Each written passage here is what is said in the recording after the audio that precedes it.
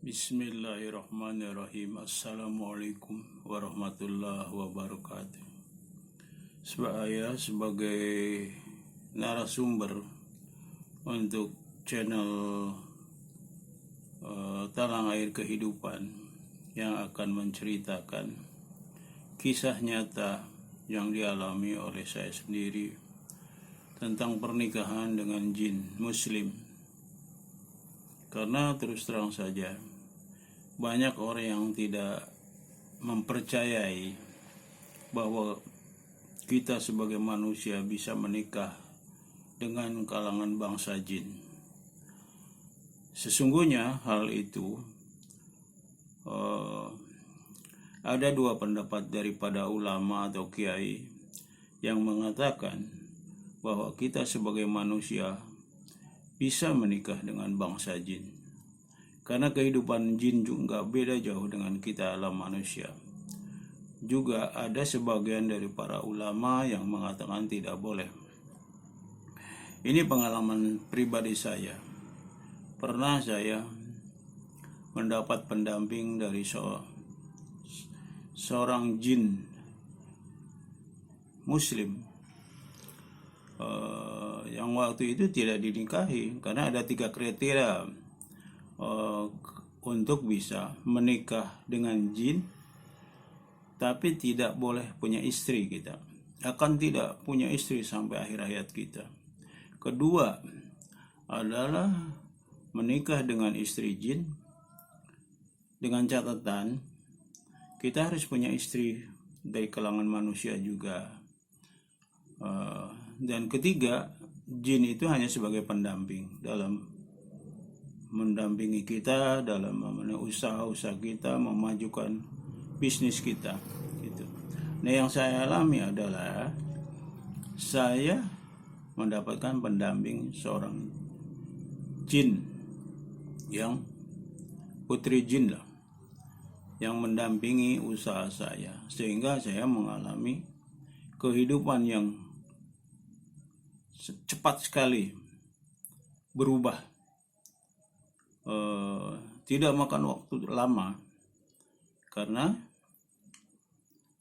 pendamping saya itu selalu membantu saya mencapai apa yang saya inginkan, apa itu rumah, kendaraan, uang, dan lain sebagainya. Nah, ini kita awali dengan cerita seperti ini.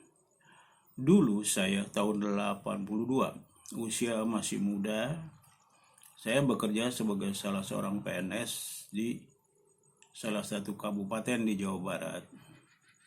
Dan kedudukan saya waktu itu juga sebagai pimpro, nggak susah-susah banget lah istilahnya. Proyek banyak, tapi kontraktor atau rekanan belum banyak seperti saat ini. Nah, kisah ini saya akan ceritakan karena ambisi saya waktu itu ingin jadi orang kaya, orang terkaya lah di daerah saya. Hingga saya pergi ke beberapa tempat dari mulai ujung Madura sampai ujung Kulon Banten. Itu saya pernah lakukan. Kota-kota di Jawa Timur, Jawa Tengah, Jawa Barat, apalagi adalah untuk mencari ulama atau kiai yang mumpuni, sundul langit lah ilmunya, yang bisa memberikan kepada saya jalan petunjuk bagaimana bisa menjadi orang kaya.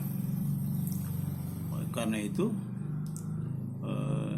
saya mulai dari daerah Jawa Timur, Tulungagung, Nganjuk, Kediri, Blitar, Madiun, Jember. Itu saya pernah datangi mencari karena ada berita katanya ada kiai di situ. Kemudian kita datang ke sana, tapi nyatanya tidak pernah saya menemukan seorang kiai yang betul-betul bisa menunjuki jalan. Nah, kemudian saya mendapatkan seorang kiai yang sundul langit ilmunya, yaitu di daerah Jawa Barat, Kabupaten Majalengka. Beliau bisa memberikan petunjuk jalan, riadoh untuk mencapai kekayaan apa yang diinginkan.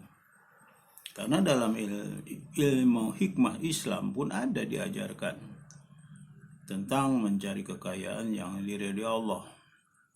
Itu ada 15 tahap. Tapi menurut beliau adalah kita ini cukup dengan 10 tahapan aja. Tidak usah sampai 15. Karena beliau sendiri pernah mendapatkan ilmu ini dari gurunya. Itu tidak diberitahu. Terus setelah sampai 10 sampai 15, tahu-tahu setelah 10 itu beliau tidak punya ambisi untuk mencari harta, menumpuk-numpuk kekayaan. Tetapi ini itu beliau apabila ada satu keinginan dalam hati, itu sudah seketika itu juga wujud. Itulah bedanya. Nah, kalau yang tahapan sampai 10, tingkat 10 itu aman, tidak tetap kita sebagai manusia akan bergelimang dengan harta, uang, apapun yang kita inginkan dalam waktu singkat. Itu dalam waktu singkat. Dan ini bukan pesugihan, memakan tumbal keluarga kita, istri dan lain sebagainya. Tapi ini suatu riadoh menurut ilmu hikmah Islam.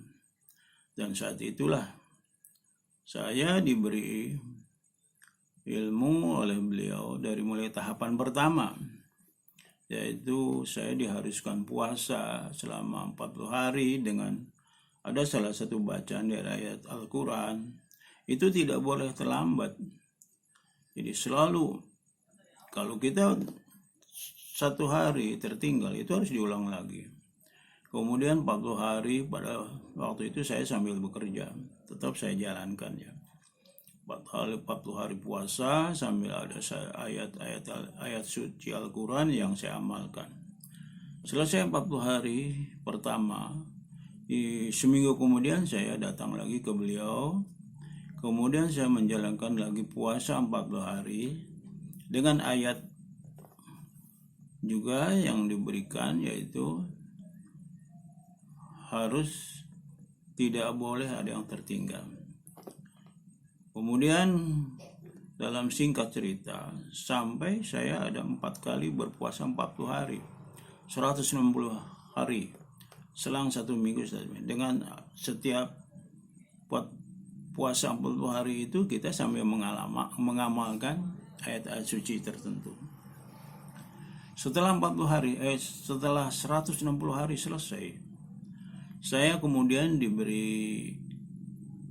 diwajibkan puasa lagi oleh beliau selama 11 hari dengan bacaan ayat suci juga, yang kemudian itu harus dilaksanakan di tempat Masjid Agung berbeda. Jadi dimulai setelah Isya sampai subuh saya membacakan ayat-ayat suci yang diperintahkan sambil puasa 11 hari. Pada hari terakhir mengamalkan itu suratnya Alam Nasr kalau nggak salah, sebanyak 1000. Dari saya kalau setiap habis maghrib menjelang sholat Isya, saya berangkat dari rumah membawa perbekalan alat-alat sholat, mencari Masjid Agung, masjid besar lah di tempat saya. Kemudian setelah bubar Isya semua, saya tetap di masjid itu sampai subuh. Saya sampai subuh mengamalkan bacaan yang diperintahkan oleh kiai saya. Dan dalam menjalankan itu bukan main, banyak sekali godaan. Karena pada malam hari DKM masjid itu mematikan lampu dan lain sebagainya. Gelaplah masjid karena tidak digunakan ya. Saya sih ya tetap saya jalankan itu, dan godaannya ya macam-macam. Ada seperti tempat kurung batang lah kata orang Sunda, itu adalah gotongan tempat orang meninggal itu di masjid itu berjalan di hadapan saya. Adapun ada suara-suara ya macam-macam lah yang bisa membuat kita kalau ketakutan kalau kita memang tidak teguh keinginan. Hal-hal seperti itu saya rasakan selama sholat di Masjid Agung yang berpindah itu. Kemudian saya pindah lagi ke masjid yang lain. Tiap malam seperti itu sampai dapat saya 9 masjid. Dan pada malam terakhir itu saya mengamalkan surat Al-Nasr itu. Tanpa terasa saya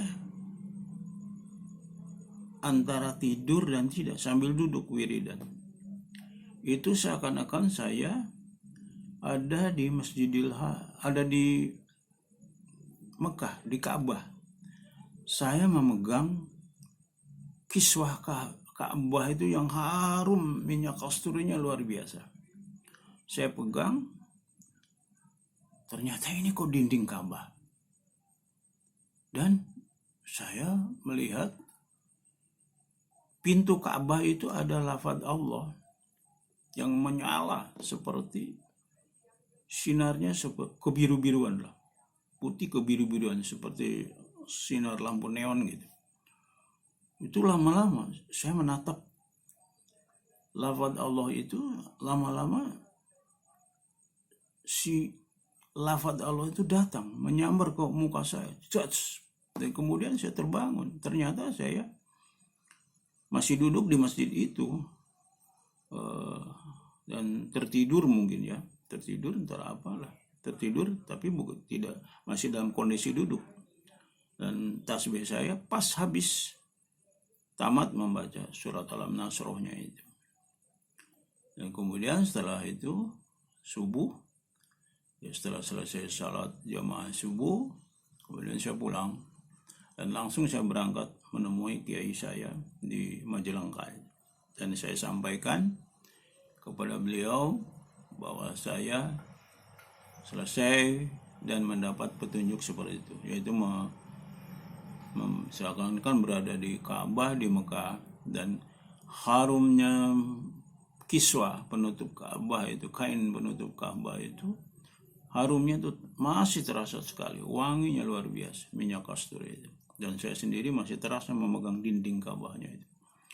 Itu yang saya rasakan sampai saya dipeluk oleh Pak Kiai, karena dari beberapa orang murid yang diberikan amalan seperti ini, baru saya lah yang bisa memegang Ka'bah itu. Karena ada dua yang lain yang diberi, salah satu kiai terkenal di Jawa Barat itu cuma sampai di sholat di Masjidil Haram petunjuknya. Dan satu lagi juga begitu, ada seorang pengusaha konstruksi tahun 80-an yang sangat terkenal sekali perusahaannya, PT-nya itu, dan tidak saya sebutkan karena privasinya lah. Itu yang saya alami. Nah kemudian setelah saya selesai itu, saya diberi pendamping oleh Pak Kiai, seorang Ratu Jin. Ratu Jin itu yang mendampingi saya, dan kemudian mulailah saya kembali ke tempat saya tinggal yang biasa bekerja. Dan yang aneh, ada banyak keanehan, keajaiban yang saya rasakan setelah saya mengamalkan itu, dan saya mendapat pendamping itu. Begini ceritanya. Kebetulan kantor saya di pinggir jalan raya, jalan utama lah di kota itu. Saya kadang-kadang kalau lagi istirahat duduk di depan, melihat mobil. Waktu itu saya ada lihat mobil Daihatsu TAC GT lah, lagi topnya lah tahun-tahun 80-an itu. Hati saya ingin, saya ke kawan saya ingin sekali ngelihat mobil itu. Saya ingin belilah kalau punya duit, karena bagus sekali modelnya, tahu Daihatsu TAC GT itu.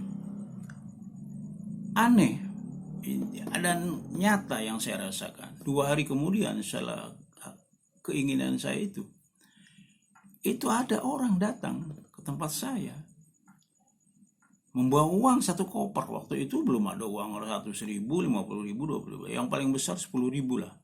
Yang kalau nggak salah gambar Pak Hamengkubuwono dan Ibu Kartini lah, itu besar.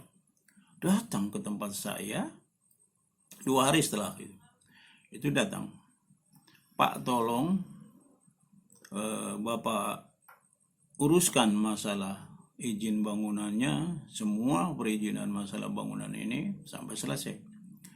Dia waktu itu memberikan uang kontan, kalau nggak salah 60 juta lah. 60 juta. Tahun 80, 60 juta rupiah kan luar biasa.